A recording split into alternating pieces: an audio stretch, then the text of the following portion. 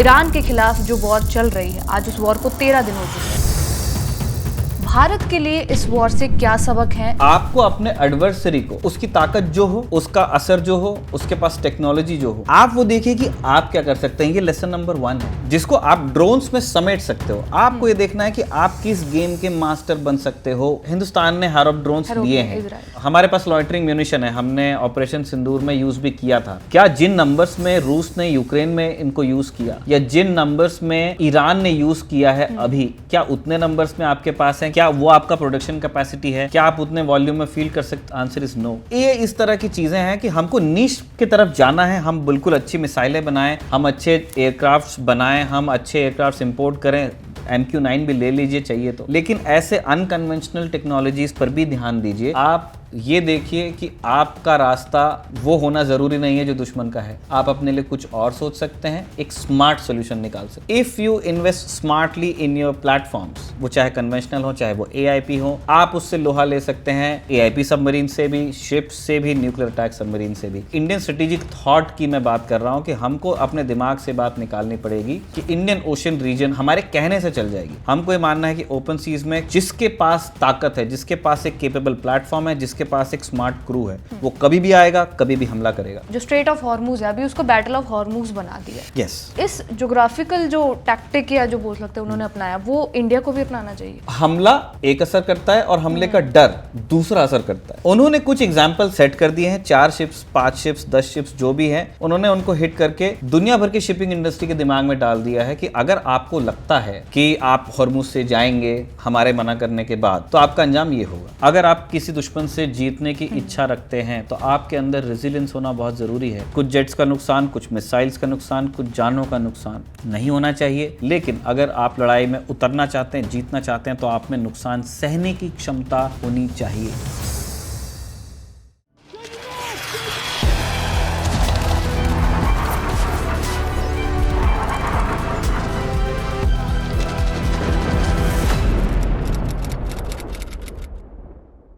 एक German chancellor थे Otto von Bismarck, जिन्होंने जर्मनी को यूनिफाई करने का काम किया। उनकी एक बहुत पॉपुलर लाइन है, only a fool learns from his own mistakes, the wise man learns from the mistakes of others. यानी कि जो समझदार आदमी होगा वो दूसरों की गलतियों से ज़्यादा सीखेगा।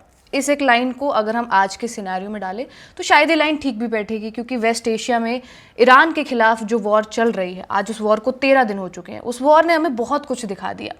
कैसे ड्रोन वॉरफेयर जो है वो जंग में इस्तेमाल हुआ, कैसे मिस आइडेंटिफिकेशन ऑफ टारगेट्स, कितने बड़े बड़े ब्लंडर्स कर सकती है, या फिर कह सके कि एक तरह का जेनोसाइड ही बोल दे, वो कर सकती है। उसके अलावा सी चैनल्स पर हमले किस तरह होते हैं और उन्हें कैसे सेफगार्ड किया जा सके, ये सारी चीज़ें इस 13 दिन की वॉर ने हमें बता दिए। पर इस वॉर को पूरी दुनिया एक नज़र से देख रही है और भारत भी देख रहा है। भारत के लिए इस वॉर से क्या सबक हैं, चाहे वो मिलिट्री के सेंस में हो, डिप्लोमेसी के सेंस में हो, यही सब जानेंगे और चर्चा करेंगे फौजी के आज के एपिसोड में। हेलो, मेरा नाम रिया है और मेरे साथ है निखिल। शुरुआत करेंगे आज के एपिसोड की। जैसे 13 दिन हो चुके हैं आज जंग को, और एक जो फैक्टर हम देख रहे हैं कि ईरान अभी तक झुका नहीं है, या फिर कहें वो दिख नहीं रही है कि वो पीछे हटेंगे किसी भी तरह से। और उसमें उनका एक बड़ा रोल जो उनकी वॉर में वो रहा है ड्रोन का, क्योंकि वही उनकी भी कह सकते हैं बैकबोन रही है एक तरीके से। तो ड्रोन वॉरफेयर इस जंग में किस तरह से काम आया है और इंडिया उससे क्या क्या सीख सकता है? देखिए, इसमें सबसे इंटरेस्टिंग चीज़ यही है। आप देखिए, आपने बिल्कुल कहा, सही कहा रिया, कि बिस्मार्क ने एक कायदे की बात ये कही कि दूसरे की गलतियों से जो सीख ले वो सही है। तो अभी पहले हमने देखा यूक्रेन वॉर में, और उसके बाद में अब हम ईरान में जो हो रहा है उससे ये देख रहे हैं कि इसमें जो, क्योंकि यूक्रेन में कन्वेंशनल आर्मी से सामना हो रहा है दो देशों के बीच में, है ना। वेनेजुएला में क्या हुआ, ये ऐसे छोटे मोटे ऑपरेशंस होते हैं, उनको तो मैं वैसे नहीं देखता। नगर्नो कराबाख में हमने देखा कि 2 स्टेट्स के बीच की लड़ाई थी। फिर अब हम ईरान में भी हम देख रहे हैं कि एक तरफ ईरानी रिजीम है और दूसरी तरफ में एक अमेरिका है और इजराइल है। तो इनके बीच में आप अगर टेक्नोलॉजी के हिसाब से देखेंगे तो अमेरिका और इजराइल दुनिया का, मतलब जिसको कहते हैं कि सबसे बढ़िया तकनीक जिसके पास है, ये वो मुल्क हैं। और ईरान वो देश है जो सैंक्शंस कब से झेल रहा है, ऑलमोस्ट आप 2 डेकेड्स अब हो जाएंगे और उसके बाद भी आप देखिए कि पहले 12 डे वॉर 1 साल पहले हुई थी, उसके बाद में अब 13वां दिन लड़ाई का हो गया है। ईरान ने अभी तक के नहीं कहा है कि we are suing for peace, जबकि वहाँ पे सुप्रीम लीडर की किलिंग हो चुकी है। तो पहली चीज़, आपने ड्रोन कहा, मैं कहता हूँ कि आपको अपने एडवर्सरी को उसकी ताकत जो हो, उसका असर जो हो, उसके पास टेक्नोलॉजी जो हो, आप वो देखिए कि आप क्या कर सकते हैं। ये लेसन नंबर 1 है जिसको आप ड्रोन्स में समेट सकते हो। आपको ये देखना है कि आप किस गेम के मास्टर बन सकते हो। ईरान ये बहुत अच्छे से जानता था कि वेस्ट से पुरानी लड़ाई है, जब से शाह को बेदखल किया, ईरान को बहुत अच्छे से पता था कि एयरफोर्स हम वैसे बिल्ड नहीं कर पाएंगे। आप उतने एडवांस जेट्स बना नहीं पाओगे, बना लोगे जेट्स तो फिर इंडिया के जैसा हो जाएगा कि हमने बहुत बढ़िया जेट बना लिया, इंजन हम नहीं बना पा रहे हैं, नहीं कर सकते। स्मगल करके भी कितना ही लाओगे। हाँ, मतलब उसकी एक लिमिट है। मतलब चाइना ये चीज ट्राई कर रहा है जो आप बोल रहे हो, लेकिन वो भी वहां तक तो अभी नहीं पहुंचे हैं। तो उन्होंने कहा कि जिस गेम में जीतने के चांसेस दूसरे के हैं उसको मैं खेलूं क्यों। तो उन्होंने कहा कि अगर हम एक एडवांस्ड एयरफोर्स नहीं बना सकते हैं, अगर हम एक नेवी नहीं बना सकते उस तरह की जिससे पूरे दुनिया को डर लगे, तो हम क्या कर सकते हैं। तो उन्होंने फिर वैसी टेक्नोलॉजीज में इन्वेस्ट किया जो वो कर सकते थे। पहले उन्होंने अपना मिसाइल प्रोग्राम अच्छे से चलाया। मिसाइल प्रोग्राम में ये एक ओपन सीक्रेट है, कभी कोई ज़माना था कि रूस से कोई मदद मिली थी, लेकिन आज जो आप मिसाइल्स वहाँ पे देख रहे हैं ईरान में, सिल्क वर्म मिसाइल जब ईरान को दी थी चीन ने, और कुछ लॉन्चर्स दिए थे, ये बात होगी आज से समझ लीजिए ये 30-40 साल पहले की बात है। तो जब सिल्क वर्म मिसाइल आई और ईरान का एक्सपीरियंस, वो एंटी शिप मिसाइल थी और वो उन्होंने यूज़ किया था ईरान इराक वार में। तो वो इराकी शिप्स को टारगेट करते थे वहीं गल्फ में ही। तो उससे ईरान को समझ में आया कि यार मिसाइल्स वर्क, लेकिन दूसरी चीज़ उनको समझ में आया कि कब तक खरीदोगे, कितनी मिसाइल्स खरीद सकते हो और कितने लॉन्चर्स आप खरीद सकते हो। तो उन्होंने इस बात को समझा कि मिसाइल्स बनानी पड़ेंगी, तो उन्होंने मिसाइल्स बनाई, है ना। हिंदुस्तान ने भी, जैसे IMDP हमारे यहाँ भी है, integrated ballistic missile development programme, जिसमें डॉक्टर कलाम थे, इंदिरा गांधी के समय पे चालू हुआ, और इंदिरा गांधी के बाद से सारे प्रधानमंत्रियों ने उसमें योगदान दिया। उसमें राजीव गांधी हैं, उसमें VP सिंह हैं, उसमें तमाम अटल बिहारी वाजपेयी, मनमोहन सिंह, नरेंद्र मोदी, हर किसी का उसमें योगदान है जो मिसाइल प्रोग्राम इंडिया का आगे बढ़ा। ईरान ने मिसाइल्स पे काम किया। फिर ईरान ने देखा, ईरान ने उस चीज़ को भी पकड़ा कि सिर्फ मिसाइल से होगा नहीं। क्यों? क्योंकि मिसाइल्स के मामले में भी जो उनके एडवर्सरीज हैं, US जिनके पूरे गल्फ में बेसेस हैं, इजराइल, उनके पास में इतने उन्नत मिसाइल डिफेंस सिस्टम्स हैं। It's difficult to engage a cruise missile, it's very difficult to engage a ballistic missile, लेकिन दोनों देश ऐसे हैं जिन्होंने इन दोनों सिस्टम्स को इंटरसेप्ट करने के लिए तैयारी की है। US के पास में थार्ड है, नेसैम है, इजराइल के पास आयरन डोम है, या वो डेविड स्लिंग है। उनको पता था कि ऐसे काम, और मिसाइल्स महंगी बहुत होती है। तो ईरान ने क्या किया? ईरान बैठ नहीं गया कि हमारे पास अब 4 मिसाइल है। ईरान ने क्या किया? ईरान ने ड्रोन्स में इन्वेस्ट किया। और बड़ी दिलचस्प बात, चक्रा न्यूज़ पे मैं देख रहा था, संदीप पुनितन जो उसके संपादक हैं, वेरी सीनियर डिफेंस जर्नलिस्ट, उनसे सीखते हैं हम। उन्होंने एक बड़ी इंटरेस्टिंग बात बोली है कि जो आप शाहिद ड्रोन्स देख रहे हैं, शाहिद 136, वो एक ईरानियन डिज़ाइन नहीं है। और वो कहाँ से आता है? वो वेस्ट से आता है। वेस्ट जर्मनी ने रूस के रडार सिस्टम्स पे हमला करने के लिए, डॉनियर कंपनी है जर्मन, उन्होंने DAR बनाया, ड्रोन एंटी रडार, एक एंटी रडार मिसाइल थी। वेस्ट जर्मनी के अंदर ये थॉट था कि हम इसको बड़े नंबर्स में बनाएंगे और जो रशियन जो रडार कवर है, आयरन वॉल जिसको बोलते थे, उसको हम भेद करके यूज़ करेंगे। लेकिन फिर बात आई गई हो गई, ईरान जो एयरफोर्स नहीं बना सकता, जो नेवी नहीं बना सकता, जिसकी एक सीमा है कि कितनी हम मिसाइल्स बना लेंगे, उन्होंने इस कॉन्सेप्ट को सही समय पर आइडेंटिफाई कर लिया। उन्होंने वो डिज़ाइन लेकर आए वो अपने यहाँ, और उन्होंने बनाया, इन नंबर्स बनाया। सिर्फ बनाया नहीं, शायद 136 का जब आइडिया, उनका जब प्रूफ ऑफ कॉन्सेप्ट हो गया कि दिस इज सक्सेसफुल, और नगर्नो काराबाख में देख लिया गया कि ड्रोन्स वर्क, उन्होंने यूक्रेन वार के समय रूस की हेल्प की। और रूस में जो जेरान 1 है, जो शायद 131 का वर्जन है, और रूस में जेरान 2 है जो शायद 136 का वर्जन है। तातारस्तान में उन्होंने एक पूरी फैक्ट्री बना के दी है रूस को। और आज ईरानी जो टेक्नोलॉजी है, जो उन्होंने एक जर्मन कॉन्सेप्ट को उन्होंने अपने यहाँ प्रूफ किया और जर्मन कॉन्सेप्ट पे काम किया। रूस अब देखिए कितना सक्सेसफुल रहा है यूक्रेन वॉर में। जबकि यूक्रेन के पास में पूरा वेस्ट है, यूएस है, टारगेटिंग इंफॉर्मेशन उनके पास में है। ये चीज़ अभी वर्क कर रही है इजराइल अब ईरान के लिए।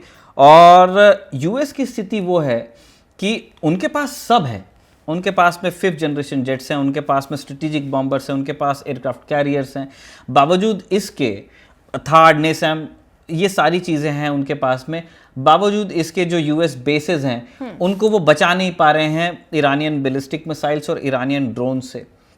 तो ये चीज़ आपको बताती है कि हाईटेक अगर आपका दुश्मन है तो आपका सोल्यूशन हाईटेक हो या जैसा उसका है वैसा ही हो, ज़रूरी नहीं है। जुगाड़ भी हो। अगर आपका दुश्मन चीन है जिसकी इकॉनमी का साइज बहुत बड़ा है, जैसे हमारे विदेश मंत्री कह रहे थे, या जिसके पास में अब हम उस तरह से दुनिया से बात नहीं कर पाते, चीन थ्रेटन कर देता है यूएस को, हमारी वो स्थिति अभी नहीं है, तो आप चीन का गेम मत खेलने जाइए।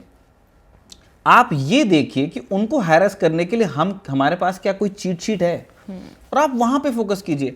संदीप पुनितन ये कहते हैं कि इंडिया अभी बहुत महंगे सिस्टम्स में इन्वेस्ट, और बिल्कुल सही है, एयरफोर्स मैन्ड एयरक्राफ्ट्स में इंटरेस्टेड है, नेवी को MQ-9 रीपर, सी गार्डियंस चाहिए जो 1000 करोड़ का एक ड्रोन है वो, और ये ड्रोन जिसकी हम ये बात कर रहे हैं ये 45 लाख में बन जाता है। क्षमता बिल्कुल अलग अलग है। एक जो क्षमता MQ-9 की सर्वेलेंस की है, शायद एक कामिकाजी ड्रोन है, वो कभी वो रिजल्ट्स नहीं दे सकता है, कॉन्सेप्ट्स अलग अलग हैं। लेकिन आप सोचिए कि 30,000 करोड़ में आप 30 ही ड्रोन ले सकते हो, और 30,000 करोड़ में आप कितने शाहिद ड्रोन्स बना सकते हो। मैं ये एक तुलना अलग अलग चीज़ों की कर रहा हूँ ये बताने के लिए आपको कि बहुत नीश सिस्टम्स जो आप बहुत छोटे नंबर में ले सकते हो, और ऐसे सिस्टम्स जो अनकन्वेंशनल हो, जो आप बहुत नंबर में डिप्लॉय कर सकते हो, उनके बीच में आपको एक बैलेंस ढूंढना चाहिए। हिंदुस्तान ने हारोप ड्रोन्स लिए हैं जो इजराइल के साथ उनसे हम लोग ले रहे हैं। हो सकता है आने वाले दिनों में बन जाए। इंडिया में इंडिजिनस कामिकाजी ड्रोन्स पर भी काम हो रहा है। हमारे पास लॉइटरिंग म्यूनिशन है, हमने ऑपरेशन सिंदूर में यूज़ भी किया था। लेकिन क्या जिन नंबर्स में रूस ने यूक्रेन में इनको यूज़ किया, या जिन नंबर्स में ईरान ने यूज़ किया है अभी, क्या उतने नंबर्स में आपके पास हैं? क्या वो आपका प्रोडक्शन कैपेसिटी है? क्या आप उतने वॉल्यूम में फील कर सकते हो? Answer is no.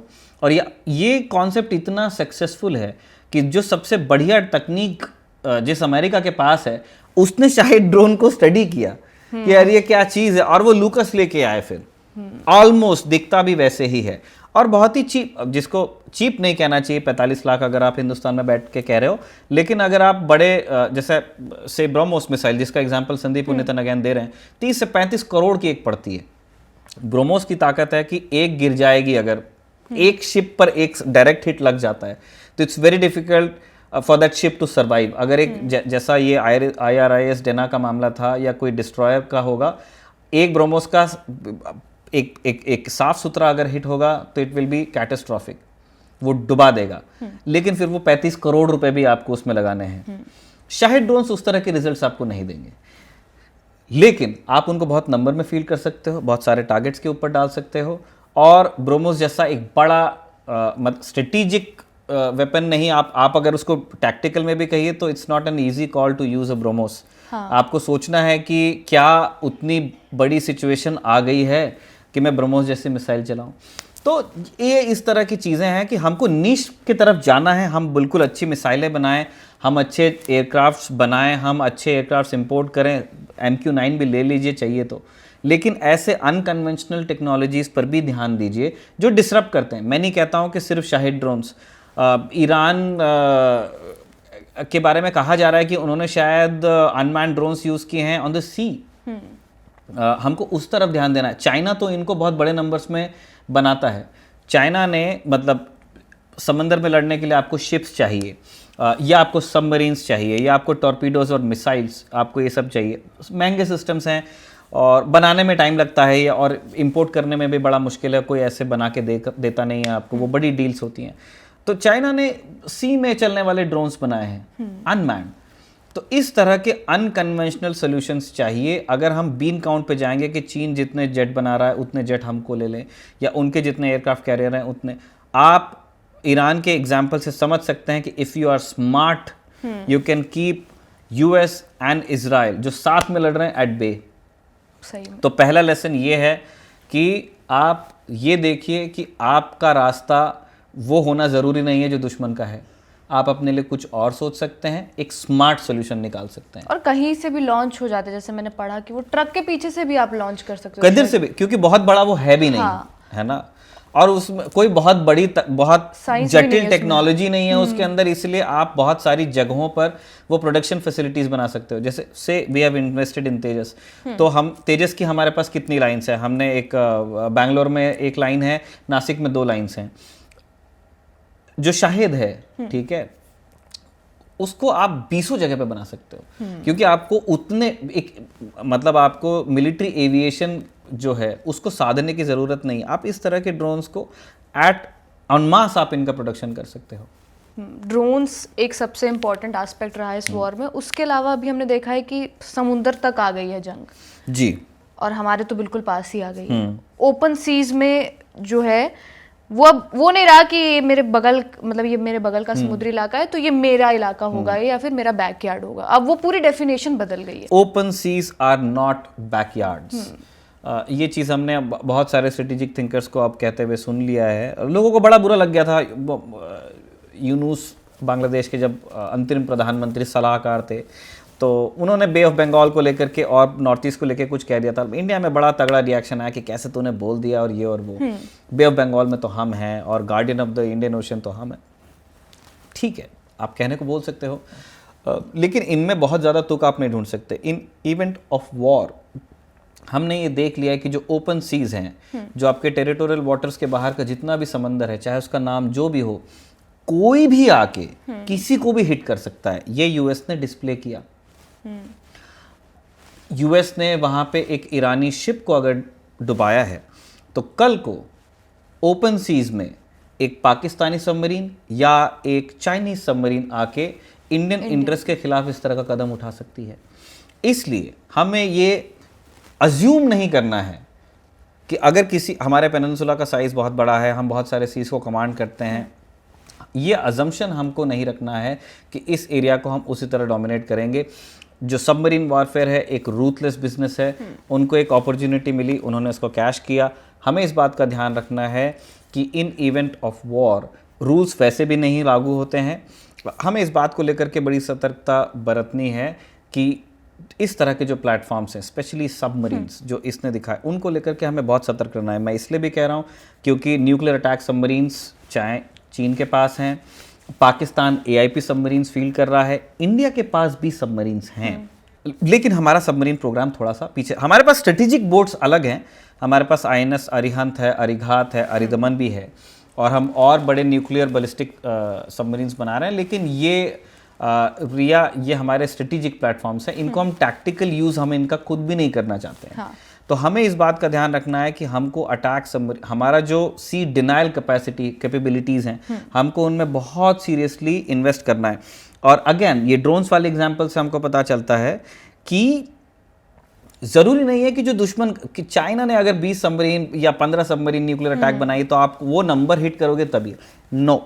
मैं एनडीटीवी पे सुन रहा था कमांडर राजेश कुमार को, वो 4 किलो क्लास सबमरीन कमांड कर चुके हैं इंडियन नेवी की।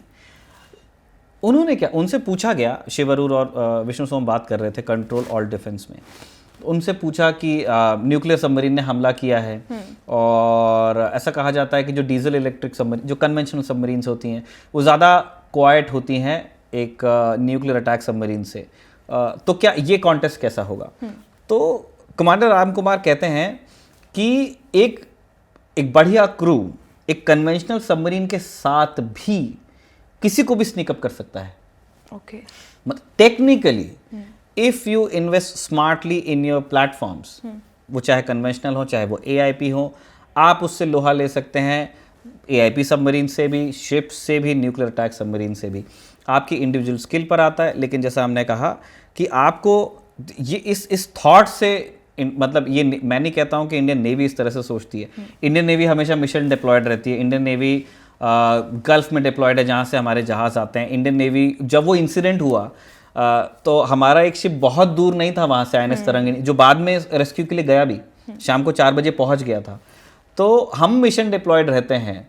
और लेकिन मैं एक जो इंडियन स्ट्रेटेजिक थॉट की मैं बात कर रहा हूँ कि हमको अपने दिमाग से बात निकालनी पड़ेगी कि इंडियन ओशन रीजन में हमारे कहने से चल जाएगी। हमको ये मानना है कि ओपन सीज में जिसके पास ताकत है, जिसके पास एक केपेबल प्लेटफॉर्म है, जिसके पास एक स्मार्ट क्रू है, वो कभी भी आएगा, कभी भी हमला करेगा। और हमें इस थ्रेट को we have to be aware of this threat and prepare. Drone, समुद्र हो गया, अभी ईरान के जो मुझे लगता है कि जोग्राफिकल एस्पेक्ट पे आए तो उन्होंने जो स्ट्रेट ऑफ हॉर्मूज है अभी उसको बैटल ऑफ हॉर्मूज बना दिया। यस, बहुत ही स्ट्रेटेजिकली और वाइजली उन्होंने उसका इस्तेमाल किया कि आप हमें अटैक करने की कोशिश करो तो हमारे पास ये एक है, क्या बोलते हैं ना, ट्रम्प कार्ड है कि तुम। हाँ, उन्होंने ट्रम्प के खिलाफ ट्रम्प कार्ड यूज कर लिया कि आप हमें इस तरह रोकने की कोशिश करो, बट हमारे पास ये स्ट्रेट ऑफ हॉर्मूज वाला एस्पेक्ट है, आप जो मर्जी कर लो, हम आपको पास ही नहीं होने देंगे। तो इस जोग्राफिकल जो टैक्टिक या जो बोल सकते हैं उन्होंने अपनाया, वो इंडिया को भी अपनाना चाहिए। हम करते भी हैं और हमें सीखना ये चाहिए। सीखना इन द सेंस, मेरा कहना ये नहीं कि हम अनाड़ी हैं और सब कुछ हमको ईरान से सीखना है। मेरा पॉइंट ये है कि वहां से जो अच्छी चीजें हैं किसी भी बेलिजरेंट के लिए, चाहे वो यूएस ने कोई अच्छी चीज की हो, चाहे ईरान ने अच्छी चीज की हो, मैं फौजी के लिमिटेड पर्सपेक्टिव में कह रहा हूँ ये बात, तो उसको हमको स्टडी करना है कि कैसे। ईरान ने ये बताया है, जो लेसन 3 है फौजी का, कि ज्योग्राफी कैन बी वेपनाइज्ड। 1971 में ईस्ट पाकिस्तान के साथ में क्या हुआ, 3 साइड से इंडिया था, तो उनको सोचने का हमने मौका नहीं दिया। और 1971 में तो चलो लड़ाई हो गई दिसंबर में, लेकिन हमने लेट 70 और मतलब वो जो 71 का जो पूरा साल है, पाकिस्तान ने भी परेशान रही बे ऑफ बंगाल में। उनके शिप्स चलते थे तो उनको टॉर्पीडो हो जाता था। उनके शिप्स जब बंदरगाह पे खड़े रहते थे, उनके पोर्ट्स पे खड़े रहते थे, तो क्रैक टीम्स जा करके, हमारे ही मरीन कमांडोज और जो मुक्ति बाहिनी के ये थे, लड़ाके थे, गुरिल्लास थे, वो जा करके पोर्ट पे खड़े शिप्स को सैबोटाज कर दिया करते थे। तो क्या हुआ, हम 3 साइड से तो हम थे, हमने 3 साइड से उनको अटैक किया और पोर्ट्स को हमने उनके डिसेबल किया। तो हमने एक तरह से क्या हुआ, जिसको फिश इन अ बैरल कहते हैं, कि मछली समंदर में पकड़ेंगे तो कहीं भी भाग सकती है, लेकिन अगर एक ड्रम में पड़ी होगी तो कहाँ जाएगी। हमने पाकिस्तान का वो हाल किया था, ज्योग्राफी को इस्तेमाल किया था। ये चीज़ हम ईरान को करते हुए देख रहे हैं स्ट्रेट ऑफ हॉर्मूज में। हमें ये समझना है कि स्ट्रेट ऑफ हॉर्मूज को ऐसा नहीं है कि ईरानी नेवी वहाँ डिप्लॉयड है और वो हाथ से किसी को रोक रही है, नो। और straight of Hormuz, battle of Hormuz हम क्यों बोल रहे हैं?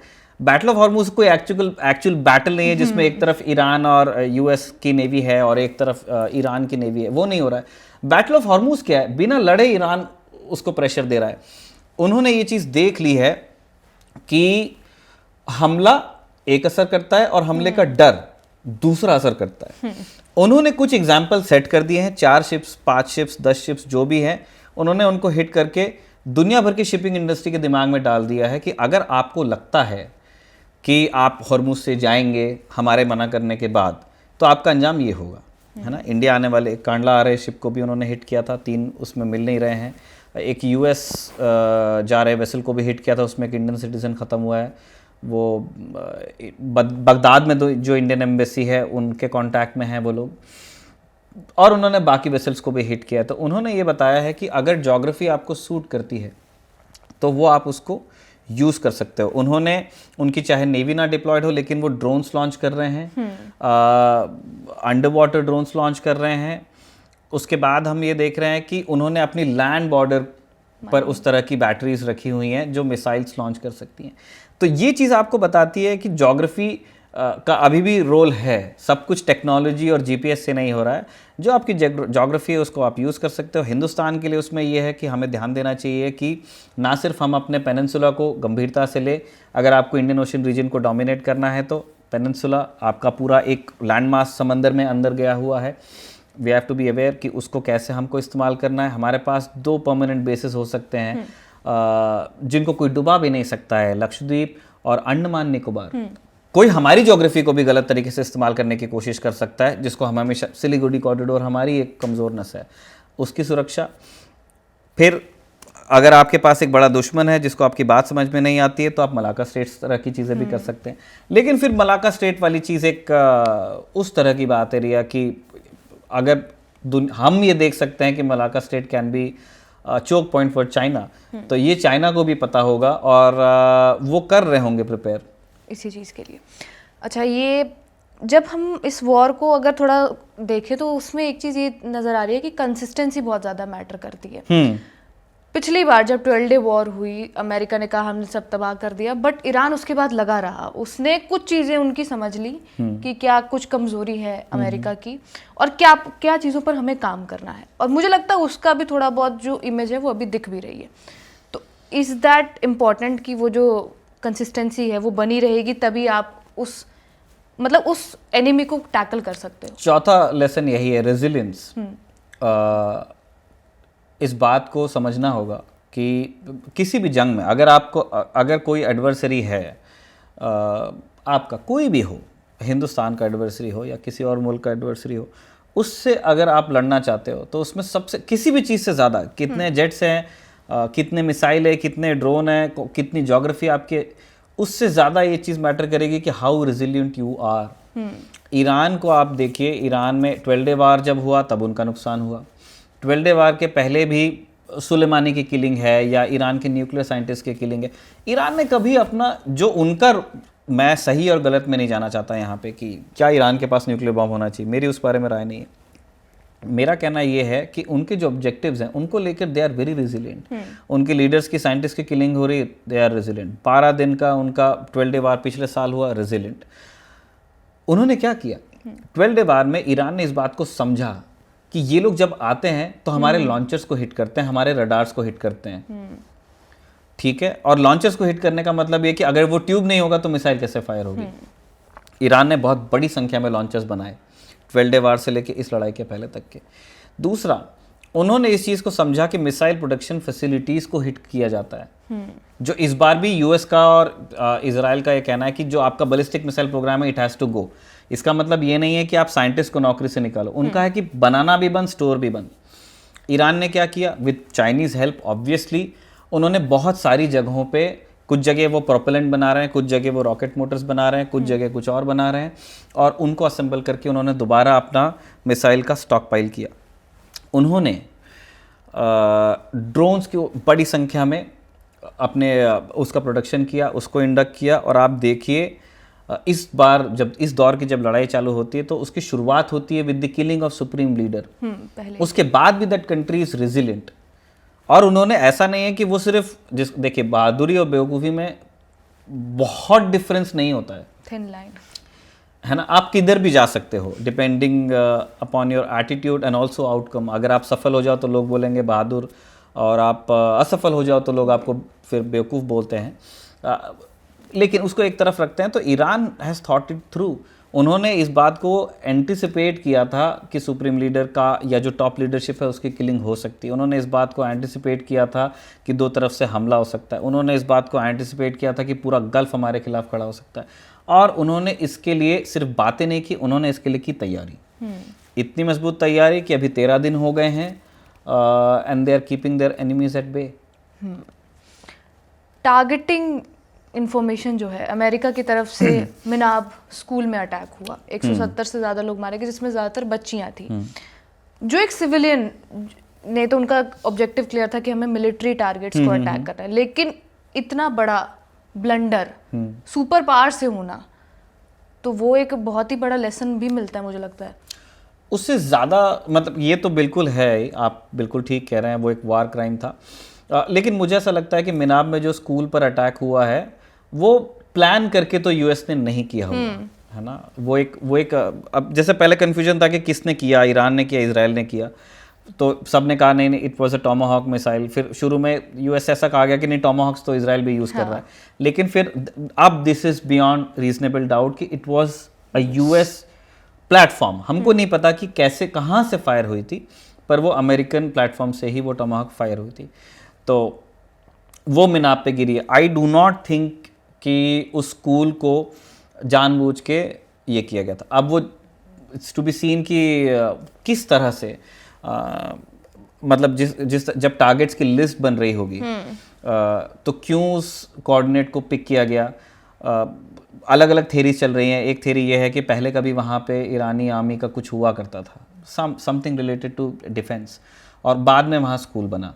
तो मैप्स पुराने थे। तो फिर वहां पे सवाल आएगा कि अगर यूएस जो जिसके पास में जीपीएस है, जिसके दुनिया में सबसे ज्यादा सैटेलाइट्स हैं, वो क्यों पुराने मैप पे चल रहा था। तो अभी क्लियर नहीं है कि वो क्यों हुआ था, मतलब वो टारगेट पिक ही क्यों हुआ। लेकिन आई एम श्योर कि वो लोग इस बात का पता, क्योंकि उनकी थू तो हो रही है, वो बोल नहीं रहे हैं, लेकिन विद इन यूएस एस्टैब्लिशमेंट इस चीज़ को लेके है कि यार ये क्या हुआ, क्योंकि उससे क्या है उनके कॉज को नुकसान पहुंचा।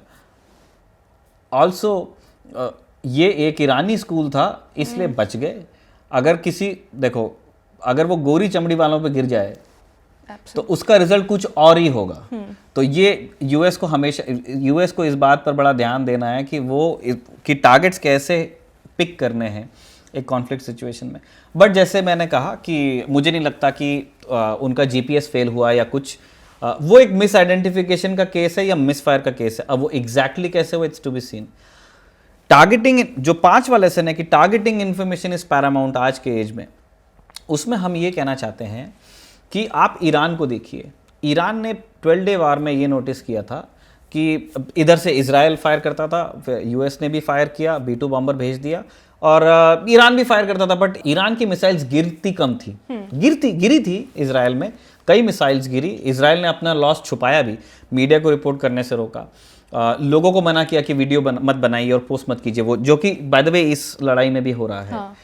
तो ये सब वहाँ पे हुआ, लेकिन ईरान कुड सी कि हम लोग जो मिसाइल्स, बैलिस्टिक मिसाइल चलाते हैं वो बड़े नंबर में ये लोग कर लेते हैं उसको इंटरसेप्ट कर लेते। तो उन्होंने क्या किया, इस बार उन्होंने अपनी टारगेटिंग इन्फॉर्मेशन पे बहुत काम किया।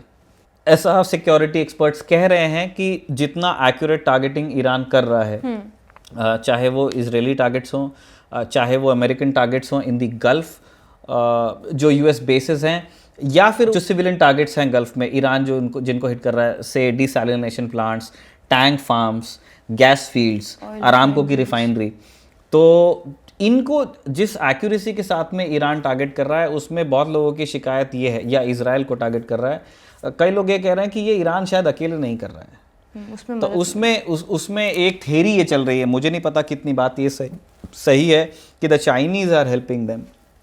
चाइना के बारे में ये कहा जा रहा है कि वो अभी भी प्रोपेलेंट्स और जो मिसाइल कंपोनेंट्स है वो दे रहे हैं ईरानियंस को, और वो मिसाइल कहाँ एग्जैक्टली फायर करनी है, क्योंकि क्या हो रहा है अभी, वॉर इज मोबाइल, तो यूएस के शिप्स भी चल रहे हैं, है ना, उनके बेसिस में भी वो कहाँ पे रुकना है वो वहाँ पे भी ध्यान दे रहे हैं, कुछ स्टैटिक टारगेट्स भी हैं।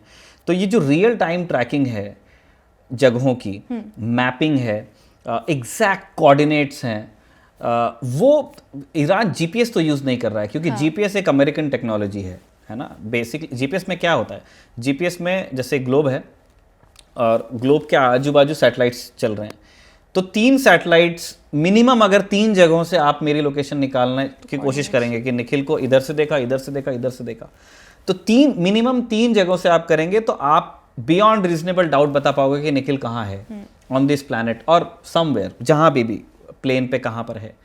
और अगर आप 3 से, जितने आप ज़्यादा जगहों से ट्रायंगुलेट करोगे, 3 से 5 कर दिया, 7 कर दिया, 10 कर दिया, तो एक्यूरेसी बढ़ती है। तो यूएस के पास में, यूएस के जीपीएस के बारे में कहा, जीपीएस भी is a military technology by the way. उन्होंने 70s में चालू किया था, 90s तक के वो लोग पहुंच गए थे पूरी तरह से। तो अगर आप ज़मीन पर एक बड़ा सा क्रॉस का निशान बनाएंगे, तो यूएस में जो मिलिट्री टेक्नोलॉजी है जीपीएस की, वो उस क्रॉस के किस हिस्से पर बॉम्ब डालना है वो भी पूछ सकते हैं आपको। उनका एक्यूरेसी उस लेवल का है। ऑब्वियसली ईरान के पास में इतनी एक्यूरेट इन्फॉर्मेशन हो नहीं सकती। अगर आप जो उनका जीपीएस यूज़ करोगे, जो गूगल मैप्स है बेसिकली, अगर आप उसको यूज़ करोगे तो यूएस उसको ईजिली स्पूफ करेगा, डिसेबल कर देगा। ईरान के साथ ऐसा हुआ भी है कि उनके ड्रोन चलते चलते गिर गए हैं। या आप अगर एक कच्चा पक्का नेटवर्क यूज़ कर रहे हो तो उसको जामिंग कर सकते हैं। ऐसा मान रहे हैं कई लोग कि जो बेदू सैटेलाइट नेविगेशन सिस्टम है चाइना का, जो चाइना का जीपीएस है, उसका ईरान को हेल्प मिल रही है। चाइना ने गल्फ में यूएस टारगेट्स को मैप किया हुआ है, उनके कोऑर्डिनेट्स उनके पास में हैं। और मिसाइल को 2-3 तरीके से दिखते हैं targets. One is you feed the coordinates, तो वो कोऑर्डिनेट्स पे जाएगी। एक हीट सीकिंग होगी तो वो हीट पे जाती है। और कुछ मिसाइल्स वो भी होती हैं जो अपने टारगेट को देख के पहचानती हैं।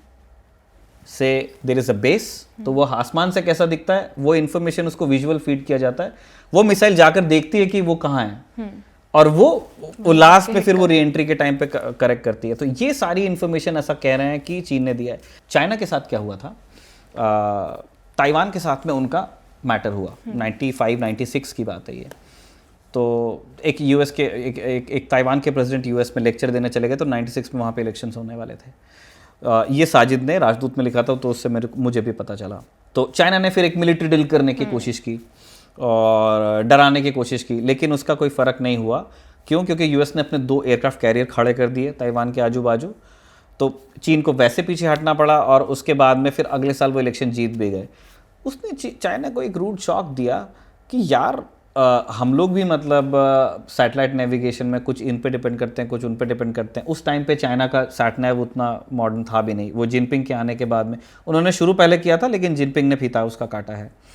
उन्होंने सोचा कि अगर हम सैटेलाइट नेविगेशन के लिए किसी और पे निर्भर रहेंगे तो आज जो यूएस यहाँ पे लाके अपने कैरियर्स खड़े कर सकता है, कल हमको इन्फॉर्मेशन ही नहीं देगा। ये तो ताइवान की तरफ से लड़ेगा। तो उन्होंने फिर अपना सैटेलाइट नेविगेशन सिस्टम बनाया, और उसमें 30 सैटेलाइट्स हैं बाय द वे आज के डेट में। तो 30 मतलब वो चाइना अपना जो उनका एरिया है ऑफ इन्फ्लुएंस, वो उसको पूरा देख सकते हैं रियल टाइम, वो टारगेट्स को ये कर सकते हैं। ये भी कहा जाता है कि जब ऑपरेशन सिंदूर हो रहा था तब इंडिया के जो एसेट्स थे उनके वेक्टर्स चाइना देता था। वेक्टर का मतलब बेसिकली होता है डायरेक्शंस। तो अगर हम कोई एसेट मोबिलाइज कर रहे हैं, से हमने अपना कोई जहाज निकाला, या हम अपने किसी मिसाइल्स को कभी साइलो से निकालना पड़ता है, माउंट करते हैं लॉन्चर्स पे, और बहुत सारी चीज़ें होती हैं, या आपने कोई बड़ा मूवमेंट किया आर्मर का या इन्फेंट्री का, तो इसके वो real time China could see us, और वो पाकिस्तान को बताते थे। और इसी वजह से इंडिया ने जब इंडिया को समझ में आया तो उन्होंने फिर कुछ मूवमेंट किया, चाइना ने कम्युनिकेट किया कि यार वहाँ पे ऐसा ऐसा हो रहा है। तब पाकिस्तान की तरफ से फिर कम्युनिकेशन आया इंडिया को कि आप इतना मोबिलाइज मत कीजिए, हम इतना लंबा जंग करना नहीं चाहते हैं, let us sit and talk. और उसके बाद में सीज फायर हुई थी। इंडिया का एक्सपीरियंस विद सैटेलाइट नेविगेशन थोड़ा सा ऊपर नीचे रहा है। कारगिल वॉर में हमारा ये था कि पाकिस्तान आके बैठ गया था और हम उनके एम्यूनिशन डम्प्स को उड़ाना चाहते थे, पोजीशंस को उड़ाना चाहते थे। इन्फेंट्री को हमारे टाइम लग रहा था, और फिर एयरफोर्स हमने यूज़ करने की शुरुआत में कोशिश की, तो हमारे हेलीकॉप्टर्स को उन्होंने स्टिंगर से गिराया। तो बाद में फिर ये हुआ कि हम जेट्स यूज़ करेंगे, और जेट्स फिर जेट्स के लिए कोऑर्डिनेट चाहिए या किसी तरह का। तो बाद में फिर हमने इजरायली हेल्प से उनको उड़ाया, लेकिन पहले इनका था कि अगर कोऑर्डिनेट्स मिल जाते हैं एक्यूरेट, अगर हमको सैटेलाइट डेटा मिल जाता है तो हम एक सेफ हाइट से विल ड्रॉप बॉम्ब्स, और हमको एलओसी भी क्रॉस नहीं करनी पड़ेगी। तो हमने अमेरिकन्स को कांटेक्ट किया, उनके पास में जीपीएस था। हमने कहा हमारे कोई इंटेंशंस नहीं है पाकिस्तान को अटैक करने की, वी नीड सम कोऑर्डिनेट्स, ये अगर इनका ऑपरेशन खत्म हो जाता है, we have no intention to cross the LOC. US ने कहा कि जीपीएस का जो डेटा पब्लिक में अवेलेबल है वो आपके पास है, बाकी नहीं। जो आप मांग रहे हो वो नहीं। जो आप, क्योंकि हमको प्रिसिशन चाहिए था, ज़्यादा रेजोल्यूशन ज़्यादा चाहिए था, पिक्चर्स में भी कोऑर्डिनेट्स में भी। उन्होंने कहा ये नहीं कर सकते। और तब इंडिया को रियलाइज हुआ कि यार हम कितनी भी कोशिश कर लें यूएस को खुश करने की, वो अपना फ़ायदा देखेगा। जीपीएस कोई हमारा नहीं है, उससे कोई मतलब नहीं है। हमने फिर अपना सैटेलाइट नेविगेशन सिस्टम बनाने की कोशिश की नाविक नाम से। 2006 में काम चालू किया हमने इसमें, है ना। कारगिल के बाद से सब तैयार हो गए थे कि अपने को बनाना है। और तो ये जो स्ट्रेटेजिक प्रोग्राम्स होते हैं यार, उसमें फ़र्क नहीं पड़ता कि सरकार कांग्रेस बीजेपी किसकी है। तो कारगिल का लेसन बीजेपी की सरकार में आया, लेकिन नाविक कांग्रेस की सरकार में, यूपीए में चालू हो रहा था, और बाद में उसे पूरा होना था। ये एक ऐसी चीज़ है जिसमें कांग्रेस बीजेपी और टीएमसी नहीं होता है। तो जो भी, क्योंकि ये स्ट्रेटेजिक प्रोग्राम्स हैं, पीएमओ एमओडी इनको रन करता है, तो जो भी आता है वो इस चीज़ को लेकर के उसमें अड़ंगा नहीं लगाते। तो 2006 में चालू हुआ। हमको एक कॉन्स्टलेशन बनाना था, और पहले सोचा गया 7 सैटेलाइट्स का कॉन्स्टलेशन बनाने के लिए, क्योंकि हमारा विड्थ बहुत है। आप और अरुणाचल से गुजरात नहीं है, हमारा चालू कहाँ होता है? अंडमान निकोबार से। हाँ, नीचे से। ठीक है, तो Andaman Nicobar is east of Arunachal, आप अगर देखोगे तो हमको एक बहुत बड़े एरिया का कवरेज चाहिए था। तो ये पहले हुआ कि 7 और फिर बाद में शायद वो 9 सैटेलाइट्स के बारे में सोच रहे थे, और 2016 में इसको बन जाना चाहिए था। सरकार ने पैसा भी खर्च किया और सैटेलाइट्स भी लॉन्च किए, लेकिन आज जब मैं आपके साथ में फौजी का ये एपिसोड रिकॉर्ड कर रहा हूँ, तब क्या नाविक में हम वहाँ पे हैं जहाँ पे होना चाहते थे, जहाँ बेदू है, यहाँ जहाँ GPS है। मैं नहीं कह रहा ग्लोबल कवरेज के लिए, लेकिन जो हम चाहते थे क्या वो हो रहा है? Answer is no. बहुत सारे इश्यूज आए, एटॉमिक क्लॉक वाला इशू है, हमारे सैटेलाइट्स कुछ डिफंक्ट हो गए, देयर इज़ एन एक्सप्लेनेशन क्यों नहीं हो पाया।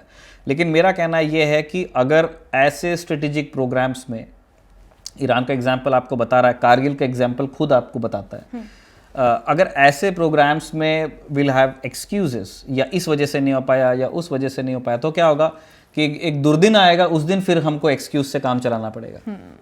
तो ये 5 लेसन्स हैं। हमको लगता है कि हम ये समझते हैं फौजी में, हम फौजी की टीम समझती है कि हमसे ज़्यादा ज़हीन लोग फोर्सेस में हैं, हमसे ज़्यादा ज़हीन लोग सरकार में हैं, और वो ज़रूर इस बारे में सोचते होंगे।